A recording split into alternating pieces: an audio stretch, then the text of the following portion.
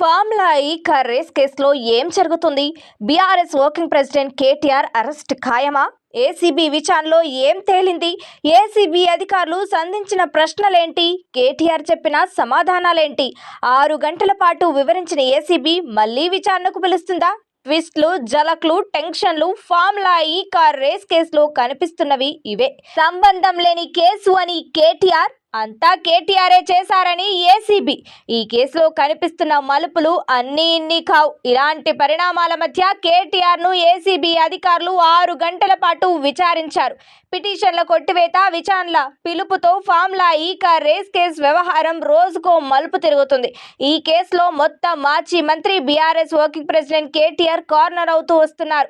BRS ప్రభుత్వ హయాంలో జరిగిన ఈ ఫార్ములా ఈ కార్ రేస్ వ్యవహారంలో అప్పటి మున్సిపల్ శాఖ మంత్రి కేటీఆర్ అవకతవకలకు పాల్పడ్డారని అధికార కాంగ్రెస్ ఆరోపిస్తుంది. అందుకు అనుగుణంగా కేటీఆర్ పై ఏసీబీ సహా ఈడీ కేసులను నమోదు చేసింది. ఏసీబీ నమోదు చేసిన ఎఫ్ఐఆర్ ను కొట్టేయాలని కేటీఆర్ హైకోర్టును ఆశ్రయించినా ఫలితం దక్కలేదు.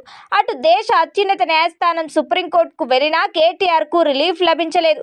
ఈ కార్ రేస్ కేసులో కేటీఆర్ విచారణ ఎదుర్కోవాల్సిందేనని హైకోర్టు తేల్చి చెప్పిన నేపథ్యంలో ఏసీబీ విచారణ ప్రారంభించింది. కేటీఆర్ తన అడ్వకేట్ తో సహా ఏసీబీ విచారణకు హాజరయ్యారు. దర్యాప్తు అధికారులు అడిగిన ప్రశ్నలకు కేటీఆర్ సమాధానాలు చెప్పారు. అయితే ఏసీబీ అధికారులు నేరుగా అడిగిన ప్రశ్నలకు కేటీఆర్ ఏ మేరకు నిజాలు చెప్పారన్నది సందిగ్ధంగా మారింది. ఈ కార్ రేస్ వ్యవహారంలో ఎలాంటి అవకతవకలు జరగలేదని, నిబంధనల మేరకే నడుచుకున్నామని కేటీఆర్ స్పష్టం చేసినట్లు తెలుస్తుంది. ఏసీబీ విచారణలో ఐఏఎఫ్ అధికారి అరవింద్ కుమార్ ఈ కార్ రేస్ వ్యవహారంలో పలు కీలక విషయాలను వెల్లడించినట్లు తెలుస్తుంది. గతంలో మున్సిపల్ శాఖ మంత్రి చెప్పిందే తాము చేశామని, అందులో తమ ప్రమేయం ఏమీ లేదని అరవింద్ కుమార్ చెప్పినట్లు సమాచారం. అరవింద్ కుమార్ స్టేట్మెంట్ ఆధారంగా చేసుకుని ఏసీబీ అధికారులు కేటీఆర్ ను ప్రశ్నలు సంధించారు. ఈ కార్ రేస్ వ్యవహారంలో ఖచ్చితంగా అవకతవకలు జరిగాయని, అందులో కేటీఆర్ పాత్ర స్పష్టంగా ఉందని ఏసీబీ భావిస్తున్నట్లు తెలుస్తుంది. అందుకే ఈ కేసును ప్రతిష్టాత్మకంగా తీసుకున్న తెలంగాణ ప్రభుత్వం లోతుగా విచారణ చేస్తుంది. ఇందులో ఎవరి ప్రమేయం ఉన్నా వదిలిపెట్టే ప్రసక్తే లేదని చెప్తున్నారు ముఖ్యమంత్రి రేవంత్ రెడ్డి. ఇలాంటి సమయంలో కేటీఆర్ విషయంలో ఏం జరుగుతుందోనని సర్వత్రా ఆసక్తి నెలకొంది.